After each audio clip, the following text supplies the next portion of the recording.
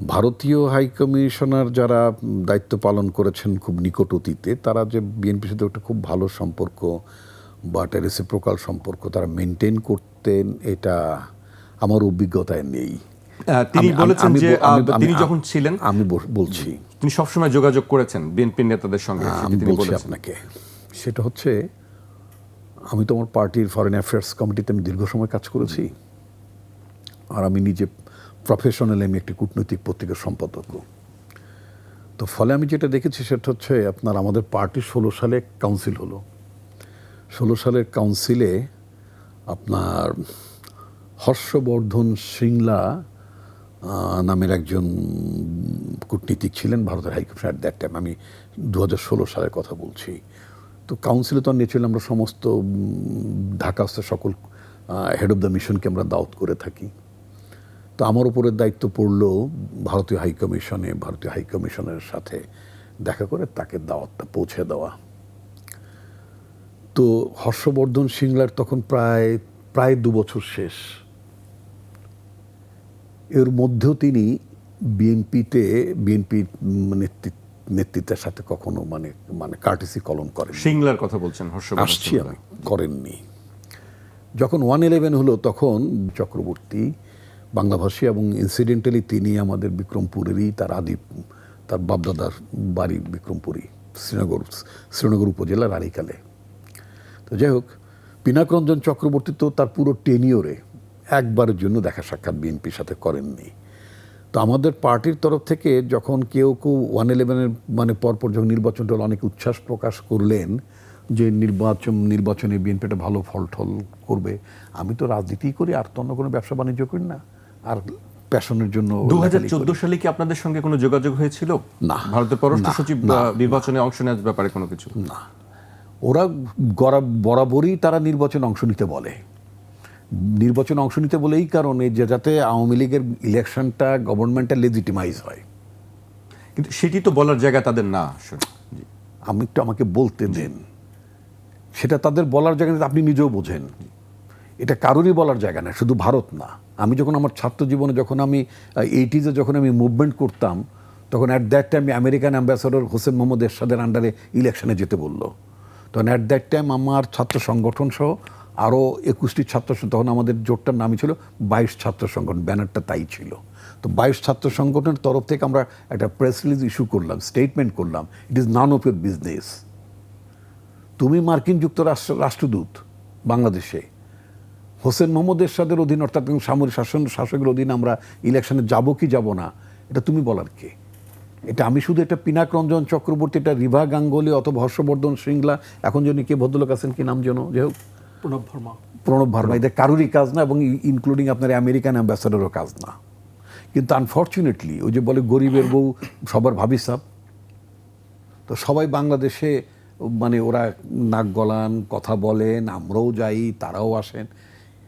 এবং আরও আগে বলি, আমি আপনার কি বলে একেবারে এরশাদ জামানায় তখন পলিটিক্যাল পার্টি অফিসে, সত্যি কথা বলতে কি আমার অভিজ্ঞতা যেটা হলো সেটা হচ্ছে আপনার পলিটিক্যাল পার্টিগুলোর নেতৃত্বের সাথে even head of the mission লেভেলে কেউ দেখা করতো না। আমি গোটা 80s কথা বলছি, একেবারেই না। আর ওদের পলিটিক্যাল সেকশনের, আমি যে আমেরিকার কথাই যদি বলি, শিলা পিটার বলে একজন ভদ্রমহিলা ছিলেন ওদের সেকেন্ড সেক্রেটারি, এবং অ্যাজ ওয়েল অ্যাজ আপনার পলিটিক্যাল সেকশন হেড। তখন আমেরিকান এম্বাসি ছিল আপনার আদমজি কোর্টে, দিলকুশায়। তো শিলা পিটার পলিটিক্যাল পার্টি অফিসগুলোতে গেলে একটা রীতিমতো হইচই হতো, বা শিলা পিটার আসছে, আমেরিকান এম্বাসির প্রতিনিধি। কাউন্সিলগুলোতে দলের সম্মেলন কিন্তু শিলা পিটার লেভেলের, অর্থাৎ পলিটিক্যাল সেকশনের ফার্স্ট সেক্রেটারি, সেকেন্ড সেক্রেটারি, অর্থাৎ হেড অফ দ্যাট সেকশন, ওরা গেলেই বিরাট নিউজ হতো।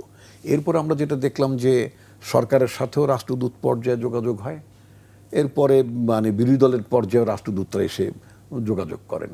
ওয়ান অফ দ্য রিজন সেটা হচ্ছে যে আপনার ইনভেস্টমেন্ট ডিপ্লোমেসির একটা ধারাবাহিকতা থাকতে হয়।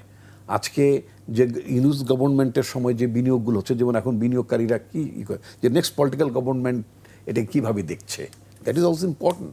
তো সুতরাং এই দেখা করা না দেখা করার মানে দেখা করার মধ্যে আমি কোনো ইনফ্যাক্ট মানে আপনার মানে আমি কোনো দেখি না, সমস্যা দেখি না। বিশেষ করে যে সমস্ত দেশে ডেমোক্রেসির প্যাটার্নটা খুব স্টেবল না, মাঝে মধ্যে সামরিক শাসন আসে, মাঝে মধ্যে আপনার সামরিক শাসন আপনার মানে গণতন্ত্রের নামাবলী গায়ে দিয়ে এক ধরনের স্বৈরতন্ত্র যখন চলতে থাকে, তখন ন্যাচারালি মানে আপনার বিনিয়োগকারীরা আপনার মানে শঙ্কার মধ্যে থাকেন। এবং সংশ্লিষ্ট দেশগুলো যাদের দেশে বিনিয়োগ করেন, ওই রাষ্ট্রদূতদের এখন economic diplomacy very important task এখন রাষ্ট্রদূতদের জন্য, ফলে তাদের একটা মাথা ব্যথা থাকে। আপনি যেটা ইন্ডিয়ার কথা যেটা বলছিলেন, ইন্ডিয়া সেই অর্থে বাংলাদেশে সেই অর্থে খুব বড় মাপের বিনিয়োগ আমার চোখে পড়ে না। এক, তারপরে তারা যে কমিটমেন্টটা তারা যেটা করেন সেই পরিমাণ বিনিয়োগও তারা দেয় না, ভেঙে ভুঙে দেয়, সেটা তাদের মানে তারপর আবার ওদের এক্সিম ব্যাংক ট্যাঙ্কের ব্যাপার, সেবার যেটা খুব যে বাংলার জন্য খুব লাভজনক না। যেমন আদানি বাংলাদেশে বিনিয়োগ করেছে, ভারতীয় একটা বিদ্যুৎ কোম্পানি, সেটা আমাদের জন্য এখন একটা মানে রীতিমতো আপনার মানে গোদের উপরে বিস্ফোরা, কারণ প্রায় দ্বিগুণ মূল্যে তার কাছ থেকে কিনতে হয়েছে। ওটা হচ্ছে মোদিকে খুশি করার জন্য, হাসিনা গভর্নমেন্ট ইনডাইরেক্ট ওয়েতে মোদির বন্ধু বা মোদির শুভানুধ্যায়ী আদানির কাছ থেকে বিদ্যুৎ কিনে। আচ্ছা, আপনারা ক্ষমতায় গেলে সেই সম্পর্কটা কেমন হবে আসলে? ওয়েল, অফকোর্স আমাদের সম্পর্কটা হবে আমার বাংলাদেশ ফার্স্ট, সবার আগে বাংলাদেশ, এটা আমার পার্টির নীতি। সবার আগে বাংলাদেশ, আমার বাংলাদেশ স্বার্থ। আমি যদি দেখি যে একটা ইউরোপিয়ান কোম্পানি আমার দেশে এখানে আমাকে বিদ্যুৎ অফার করছে 1 টাকা 30 পয়সা পার ইউনিট, মোদির দেশের লোকেরা যদি আমাকে যদি 1 টাকা 20 পয়সা অফার করে, আমি সেটা বিবেচনা করব। এক, যদি দেখি আবার পরিবেশের বিপর্যয় ঘটাবে না, সেখানে আমি দেখব। কয়লা চালিত হলে আমি করব না, কথার কথা। অথবা যদি বলা হয় যে না আমার দেশ থেকে গ্যাস দিতে হবে, আমার নিজের দেশেই গ্যাস চলে না, তাহলে সেক্ষেত্রে আমি বিবেচনা করব। অর্থাৎ কান্ট্রি ফার্স্ট, সবার আগে দেশ, সবার আগে বাংলাদেশ। বাংলাদেশের স্বার্থ রক্ষা করে আমরা কাজ করব। আর আপনি যেই রিভা গাঙ্গুলি এক্সের রাষ্ট্রদূত, শুধু রিভা গাঙ্গুলি না, আমি একটু উদাহরণ দিচ্ছি, বিজেপির একজন নেতাও আছেন শান্তনু মুখার্জি, আমি বলছি তিনিও বলেছেন এগুলো খুব বড় মাপের নেতা ঠেতা না। ওই মুখার্জি, শান্তনু তাদের নাম বলেন, আপনার অনুষ্ঠানে তো ইন্ডিয়ানরাও দেখতে পারে, এগুলো খুব বড় মাপের ক্রেডিবল কোনো লিডারই না। এক, 2 নম্বর হচ্ছে যে রিসেন্টলি ইন্ডিয়ার, আমার দেশের যেমন 1000 খানেক অনলাইন আছে, ভারতে প্রায় 1003 অনলাইন আছে কমপক্ষে। তো এই সমস্ত জায়গাগুলোতে মানে মনের মাধুরী মিশে অনেক কিছু লেখে, যে বিএনপির সাথে ইন্ডিয়া কমফোর্টেবল ও মুক্তমুখ, বাংলাদেশের পরবর্তী নির্বাচনে বিএনপিকে চাই, এগুলো সব মন গড়া। বাংলাদেশের জনগণ বিএনপিকে চায় কিনা, দ্যাট ইজ ইম্পর্টেন্ট। আমার জনগণের আনুকূল্য নিয়ে, আমার জনগণের ভালোবাসা এবং সমর্থন নিয়েই আমরা সরকার গঠন করতে। নো ম্যাটার হোয়াট আমেরিকা কি চাইলো, ইন্ডিয়া কি চাইলো, that is not our priority, not at all. আর এটা এক ধরনের প্রোপাগান্ডায় মারছে, মেলাইন করা বিএনপিকে, যে আওয়ামী লীগ তো ইন্ডিয়ানপন্থী ছিল, খুবই সুকৌশল একটা প্রোপাগান্ডা চলছে। আওয়ামী লীগ তো ইন্ডিয়াপন্থী ছিল, এখন যেহেতু ইন্ডিয়া এখন ফলেন ফ্রম গ্রেস, অথবা মানে আওয়ামী লীগকে সামলাইতে পারলো না, রাখতে পারলো না, এখন তার তো একটা বিকল্প লাগে। তো ওই বিকল্প ইন্ডিয়ার কাছে, ওই বিকল্প সার্টেনলি বিএনপি না। বিএনপি কখনই বিকল্প না, বিএনপি সবসময় কন্টেন্ডার অব দ্য আপনার মানে রাষ্ট্র ক্ষমতার কন্টেন্ডার।